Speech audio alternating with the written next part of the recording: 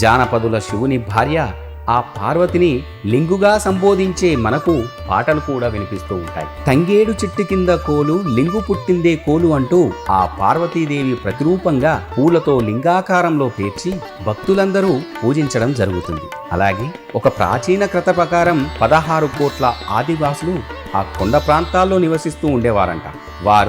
వారి ఆచారాలు ఎలా పడితే అది తింటూ ఉండేవారంట. వారి సంస్కారాన్ని చీదరించుకొని మహాదేవుడు ఒక కొండ గుహలో బంధించి వేశాడని ఒక కథనం చెబుతోంది. వారిని రక్షించి సంస్కరించడానికి ఆ పార్వతీదేవి తపస్సు చేసి ఒక పుత్రుణ్ణి కన్నది. ఆ పుత్రుని పేరే లింగో. ఆదివాసులకు జీవన విధానాన్ని, సంస్కారాన్ని కూడా నేర్పుతాడు ఆ లింగో.